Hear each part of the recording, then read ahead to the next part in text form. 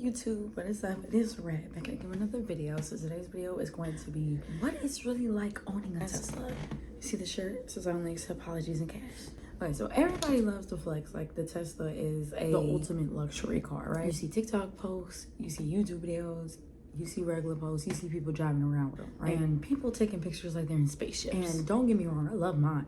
But what is it really like owning a Tesla? And I'm gonna break it down for you. And I can promise you it's not luxurious. It's not just a luxury. It's not just luxury, it's a lifestyle. And sometimes it could be a headache, depending on the type of person you are. Number one is the flex and what people think it really is. Let's start with the obvious. Yes, it looks good. Pulling up in Tesla, yeah, you get attention. I get attention everywhere I go with my Tesla. People walk up to my car. People will talk to me at a red light because of my Tesla.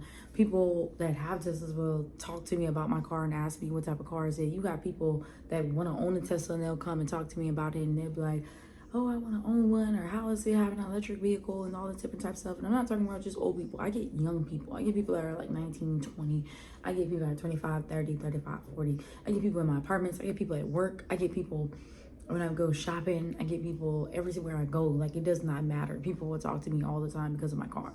Okay, and people will treat you different because of the car too. People are gonna stare, people are gonna ask questions, and obviously people are gonna think that you got money because you have a Tesla. And I've gotten that a lot. People have asked me, what career do I have to have a Tesla? You know, which is crazy. Inside it looks futuristic. You got a giant touchscreen, no engine, no noise. You don't hear no cackling, no drive. You know when people be driving, you be hearing the steering wheel just, you know, or you just be hearing so much shit when they in the car. You don't hear that with Tesla. It's smooth and it's quiet, and it just feels like you're floating on air when you're driving in a Tesla. Now, it also depends on who's driving it, because some people, they cannot drive. So don't think you can get in an EV and think, oh, it's gonna help me drive, or I know how to drive, and then you wreck your EV, or you end up speeding and doing all this crazy stuff in your EV. That's why. So it depends also who's driving. And yeah, I definitely think that having a Tesla is a flex. Because it speaks for itself. You don't have to sit there and speak to people. I don't have to do anything. People will come up to me just because of my car. Number two is the reality of charging your EV or your Tesla. Okay? Now, here's a thing that people don't talk about is the charging. Owning a Tesla means your life low-key revolves around charging. Okay, and it's the same thing as charging your phone. It's the same thing as charging your laptop. It's the same thing as charging anything else in your house, in your car, at work, whatever. Okay, so charging a Tesla is not as horrible as people make it seem. It just depends on your situation. Okay, now they have at-home chargers. Now let's say if you own a house, you can buy a charger. Sometimes there could be chargers that come with your Tesla, but you can buy a charger that uses the electricity from your house to charge your Tesla, and it's actually cheap. I think it's like $1 an hour or something to charge your Tesla, or $1 a minute or something. I don't know, it's $1 or something, but I know it's not that expensive, because people will say I spend less money charging my Tesla at my house. So if you have a house, definitely use a home Tesla charger, you know. But for people out here that have apartments, or you're, you know, traveling, or whatever the case may be, you might not have your own personal charger. You probably live somewhere where you can't plug it up, because you have to plug it up into an outlet for you to charge your Tesla anywhere. Now they do have mobile type of chargers, which means basically you can have a Tesla charger in your car and you can charge your Tesla anywhere. You don't have to charge it just at home or just at a charger or at work or whatever the case may be. You could literally drive to a fucking Subway, as long as they have an outlet right outside the building or the place or whatever the case may be. As long as they have an outlet, all you do is plug it into the outlet, take the charger, and you plug the charger into the Tesla, and boom, it's gonna charge your car. So you have those, which is like $150. You got the at-home chargers, which I think is like $200, and then you got the chargers that you have to drive to, which is at different locations. It's in different areas, and it goes by kilowatts. There's some chargers that charge faster than others, and there's some chargers that charge extremely slow. And if you don't know stuff about EVs, you're not going to understand what I'm talking about, because somebody had the audacity to try to tell me that there's level charging. There's level 1, level 2, level 3, level 4. There's no level charging when it comes to Teslas or EVs or anything like that. The charging stations go based off of kilowatts. So when you're searching it up on Google or even on your Tesla browser or the navigation maps or anything like that, you're looking at the kilowatts before you get to a charger, and you're trying to determine whether or not the kilowatts is a decent amount to where it charges faster. It doesn't matter what city you're in. It doesn't matter what state. It doesn't matter if you're in a hood or a suburban area. It doesn't matter. That has nothing to do with level 1, level 2, level 3, level 4 charging. There's no such thing as that when it comes to EV charging and stuff like that. So just because the chargers in the hood does not mean it's going to charge slower than others and stuff like that. And another myth is people think charging is going to take 8 hours, 12 hours or something like that. No, it doesn't take that long. For me to charge my Tesla, if it's on 20% or even 15% all the way to 100, it's only going to take an hour, probably an hour and 20 minutes max. Now, if it's like on 40% or 50%, it's only going to take like 30 minutes or even less than that. Sometimes it could take 20 minutes to charge from 40% all the way to 90% or all the way to 100.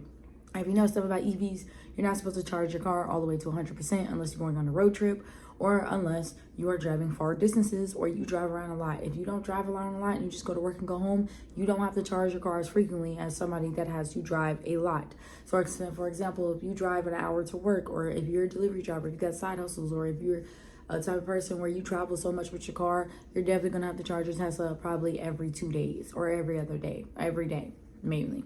Okay, but if you're the type of person where you just go to work and go home and your job is maybe 30 minutes away, your job could even be 10 minutes away, and you probably after work you might run a couple errands, like go to Walmart, go to a gas station, or you might go and hang out with a friend or something like that, and then you go home, you would not have to charge your car. You would not have to charge your car. Your car will only go down like 20%, maybe lower than that. The percentage goes down very, very slow depending on a lot of different things that you're doing with your EV, like your Sentry mode, your lights being on, your LED lights being on inside the car, your air being on. Different types of things can make your car charge go down. Okay, just like a gasoline car, you know, you turning on the air, it will make you lose gas. It'll make you go through gas as fast. And with the Tesla, you can't just pull into a gas station and, you know, use gas for 5 minutes. And then you usually have to plan your charging, because if you don't plan, more than likely you're going to pull up to a charger and it's going to be packed. And if it is packed and you have a spot, it's going to give you a congestion charge, which means you're going to be paying a higher amount because there's so many other Teslas charging at the same time as you. So I usually charge my Tesla at like late at night, like whether it's 1 a.m. or whether it's 5 a.m. in the morning. I usually charge my Tesla around them times. And when I charge around them times, usually I charge it for maybe about 30 minutes, maybe even 50 minutes. And I usually am only spending about $6. And this is probably once every 4 days. I do use Sentry mode. So with me being in an apartment complex, I don't trust people. So I leave my Sentry mode on. If I was living in a house or something like where I know a lot of people are not going to be by my car, I would not leave Sentry mode on. If you don't leave Sentry mode on and you turn off your LED lights and everything, and you don't touch the car, you don't touch the app, your car will die slowly. Like for example, for about 4 days, I could not use my car because it was so messed up outside. And my car was charged from 99% the first day it happened. And then I think like 5 days after that, it went to 88%. So for example, even if it's like a thunderstorm, even if it's snowing, even if you're not going anywhere, your car is not going to lose charge. And if it do, it's probably gonna do like 1% a day. So don't think that, oh, if I don't use my car, is it going to go down? No, it's not going to go down. You can literally have your car last for probably a whole entire month without touching it if you charge it up to 100%. And for road trips, you're going to have to map out where all the chargers are at. Usually you can look up the chargers on Google, or you can look up the chargers on the Tesla navigation. Tesla has its own GPS. It has its own GPS mapping system. So it's like Google Maps or Apple Maps, but stuff where it's called Tesla Maps. So they have their own navigation system, they have their own browser, and they have their own connectivity, because my car has its own Wi-Fi and 911 calling system and stuff like that. And for daily life, when you have a Tesla, you're definitely going to have to think about how many miles you're going to be wasting when you're driving somewhere. Because with Teslas, even though it shows your battery percentage, it's also going to show how many miles you got left in the car. When my car is on 99% or 100%, I think it's on like 350 miles. So compared to a regular car, most cars, they can't even fill up on a full tank of gas 350 miles worth of gas. You know, so that's actually good with it being a 2025 and with it being an EV. So you're going to be thinking, is this enough charge for me to go to work and come back? Is this enough charge for me to go drive this distance and come back? You're going to always be thinking more deeply than how it was with you having a gasoline. And I feel like charging at a house is way more convenient. It's way more better, especially if you have the setup. Charging in an apartment is kind of way more harder, and it's kind of annoying and tedious. So I would recommend, if you do want to get an EV, I would recommend not getting one while you're living in an apartment if you are not okay with constantly going somewhere to go charge your car. Because if you are living at a house, literally all you do is walk outside and put the charger in your car and then walk back inside. That's literally all you do. You don't do anything else. And then you can unplug it in an hour or two or such and such. So it's way more convenient and easier. You're not really dealing with that much shit. And like I said, it's not spending a lot of money at your house compared to at a charger. And what a lot of people don't realize is time is money. The cost that nobody mentions when owning a Tesla. People will think you're saving money because you're not spending money on gas, and that's only half true. Now, don't get me wrong, you are saving a certain amount of money without spending money on gas, because like I said, to charge my car, it don't cost over $10. And if it do, like I said, it's usually because of congestion fee when it's too many Teslas being parked up where I'm at, and we're all charging at the same time. But other than that, usually I'm only paying $4, $5, $7, or even $10 to literally charge my car up. Sometimes, yes, you are saving money in your pocket compared to people that have to sit here and constantly fill up their gas tank and stuff like that. And I feel like you're helping the community. Another thing that a lot of people don't realize is if you do charge your Tesla at home, yes, your electricity bill is going to go up. It's not going to go up super, super high, but it definitely is going to go up because your Tesla has to use electricity for it to charge. For Teslas, I feel like your insurance is going to be higher, especially if you don't have a good credit score or you don't have a good credit in general, or you never really had a car before. Your insurance is probably gonna be high. My insurance is literally $450 a month.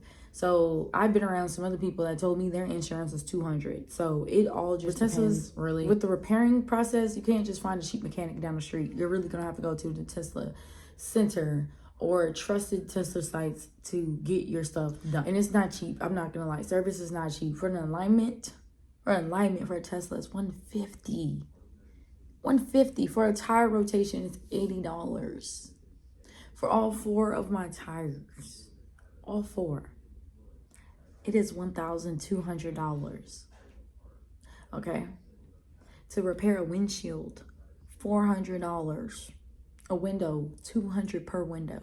And a lot of people will feel like because you don't gotta deal with a lot of maintenance when it comes to an EV. But yeah, even though I'm not dealing with a lot of maintenance, a lot of stuff on EVs are way more expensive compared to a gasoline car because they use certain types of textures or certain types of materials or certain types of things. I would say the tech side to a Tesla is very, very cool, but it can be frustrating if you don't know what you're doing or you don't know nothing about it, especially if you never had one. I love the self-driving, the updates, the giant screen. I love that everything's digital because that's what the world is going to be coming to in the future.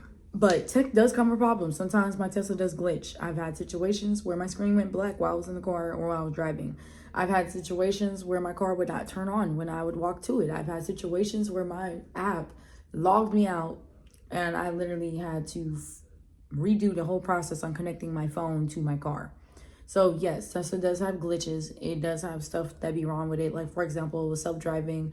One time I was driving by the Galleria and it was a left turning lane. The light was red, but it sensed that the other lights next to the turning light was green. So it was about to make my Tesla go while it was at a red light. So I had to put my foot on the brake, which that disengages autopilot or self-driving. And of course, so it's not going to be 100% perfect. It's not going to be 100% all there, but you get what I'm saying? And then a lot of people don't realize self-driving for a Tesla, you actually have to pay for it. It's $100. For premium connectivity, which means when you have Wi-Fi and service everywhere, you have to pay for it. To pay for satellite radio, you have to pay for it. To pay for a lot of things when it comes to a Tesla, a lot of people think the features are free, but they're really not free. You have to pay for it. Now, don't get me wrong, Tesla has a lot of free trials. So I had a free trial for self-driving for 3 months. And then after 3 months, I had to pay for it. And then sometimes the car is going to update in the middle of the night. Sometimes the car is going to update while you're driving. Sometimes the car is going to update while you're charging. And that can mess up your whole entire process, thought process, everything. You feel me? Because the car can stop.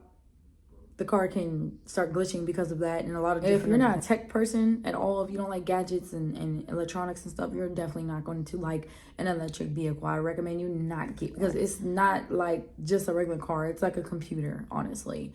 And just like with a regular computer or a phone, you got to reboot it. And that's the same thing with a car. That's the same thing with that car. And the expectations versus the reality of a Tesla, right? When people see you in a Tesla, they're going to assume that you're rich, that you got some type of money, that you are stable in life. They're going to think that you're living this high lifestyle 24/7. In reality, you may get a Tesla because you're trying to budget in life. You're probably still grinding. You're probably still hustling. You know, it probably was a cheaper car than compared to the other cars. It probably was a better car for the environment. It probably was a better car when it came to your situation, you know, and different types of things. That's why I liked the car that I got. I got a Tesla because I didn't know this, but when you get a Tesla and you use the down payment for the Tesla and you get the Tesla and stuff like that, a lot of people don't realize when you're getting a Tesla, you're getting it with 0 miles. At least for me, I got mine with 0 miles. So I didn't have to deal with it having 40 or 80,000 miles on it.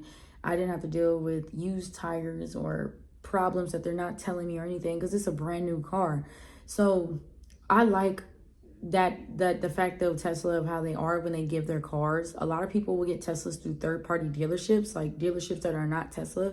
So of course your Tesla's going to be messed up. Of course it's going to have a lot of miles. Of course it's going to have dents and bumps. Of course it's going to look older. A lot of people get older version Teslas from third-party dealerships and stuff like that. So, and I can tell with me having a Tesla, I can tell now with who's getting the Tesla from third-party dealerships and who's getting their car from Tesla. So I recommend you get your car from the actual dealership instead of getting it from a third-party dealership. Now, a lot of people will get it from third-party because they don't got the money. Probably don't want to go through Tesla. They probably don't want to deal with all the other stuff and shit like that, waiting and all that.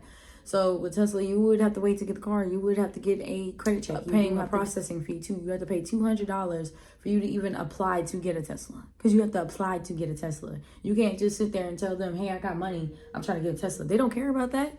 You're going to apply to get a Tesla. And then also another thing with Elon Musk and stuff like that, if Tesla feels like you got warrants or anything that's negative or whatever the case may be, they can shut down your car.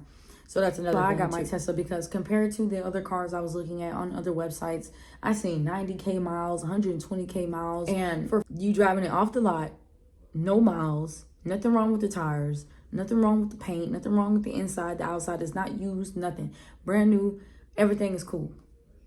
That was a steal. And that's why I chose my Tesla over another car because I'm the type of person where I've never had a new car before, especially if you've never had a new car, especially if you've never had an electric car. You're kind of tired of constantly going to gas stations or putting gas in your car. If you're tired of dealing with gas prices raising and lowering and dealing with seeing people all the time and stuff like that and dealing with maintenance and oil changes and all types of things, definitely get an electric car. You might like it. So a lot of people think that a Tesla will automatically erase your problems. It's not going to erase your problems. I still have problems with my personal life or with my personal self, even with me having a Tesla, you know. Just because you have luxury items does not mean that your pain or hurt or bad stuff is not going to happen to you or it's just going to go away. Having a Tesla just changes how people see you. Having a luxury car in general is just going to change the way people see you and perceive you. You're going to have people excited to get in your car, to drive your car, to be around your car. Strangers are going to come up to you, ask you questions, compliment you. And some people are going to hate on you. They're going to hate on you. They're going to act like they don't even see your car. They're going to act like you never got a car. They're going to act like you don't got one. And that's how you know people mad. They mad. My accomplishment is in front of you. It's an accomplishment to go from a 2010 Volvo S40 stick shift to a 2025 Tesla Model 3. That is a glow up. Whether or not people realize that or not, I drove dusty cars most of my life. I drove cars that were raggedy on the inside, that were used, that had hella miles, that's always having tire issues. I've had cars that were dirty, dusty, dingy, all different types of things. So for me to have a brand new car and nothing is wrong with it, it's the color I want. It's how I want on the inside. I got to customize it. I got to do everything. I love it. I love it. And I would I get another gasoline car? Yes, I would get a gasoline car, but that would not be my main car. My main car will always be an EV. Some people would buy luxury cars just for the attention. Don't get me wrong. There's some people out here that literally buy it just for the attention of women or friends or whatever the case may be, trying to fit in. And you will get the same type of attention they get. So the same type of attention that somebody would get probably driving a Corvette or a Lamborghini is the same type of attention I get everywhere I go. But there's the thing too, attention will fade. And after a while, it's just your car. You are going to be the ones paying for it. You're going to be the one charging it, and you're going to be the one repairing. So remember, at the end of the day, before you get an EV, a Tesla, luxury car, ask yourself these questions. Do you love the car for yourself? Or do you love how it looks? Or do you love how it looks to other people? And I feel like the emotional side of owning a Tesla is like, it's a dreamy one. It's very emotional. It's dreamy. Every drive is fun. Every future is fun. Like, you will keep learning a new future every single day you have your Tesla. But eventually, after a while, the car is going to become like a normal car. And honestly, that's when you're going to know whether or not you got the car for a flex or whether you got the car because you actually wanted it. So what's it like really owning a Tesla? Well, it's amazing. It's fun. It's cool too. So people can sit here all day and talk down on an EV. You can talk down on an EV so much, but you can also talk down on a gasoline car. There's no difference. So if you're ready for that lifestyle, you're gonna love an EV. But if you want something quick, a car that's quick, a car that is very simple, like that you don't have to read a manual, you don't have to do all this tech savvy shit. And if you want a car that's kind of stress free, I would definitely recommend not getting an EV because you're going to be confused. You're going to be confused as fuck with everything. And you're probably going to be stressed out because you don't know what you're doing and you don't know what's going on. Me personally, I don't regret choosing my Tesla over any other car that I looked at. I don't care. I love it. I love that I made a great decision for myself because I didn't ask anybody. I didn't tell anybody. I just did it. And then after I got it, then I told people. Then I showed people. But while I was in the process, no, I was debating. I don't think I was thinking about a Tesla and a gasoline car for the past maybe 3 weeks before I actually bought it. And when I bought it, I think it was like December 20th was when I bought it in 2024. And I didn't get it until I think the first week of January. I either got it December 29th or the first week of January. I forgot. But that's when you guys have a Tesla or EV, let me know down below what type of car you got, how you like it, and how's it going with it. And would you go back to a gasoline car or would you switch completely to an EV? And anybody watching this, I hope this kind of changed your mind and kind of, you know, made you realize that maybe an EV is not for you or maybe an EV is for you, you know? But no EV slander on my page, no EV slander on my fucking YouTube because I love EVs. I'm not gonna lie, I love gasoline cars too. I'm not shading people that drive gasoline cars because I still would have one or get one in the future and I still would. They still look nice. They still look cool. You know, it's just different futures, different strokes for different folks.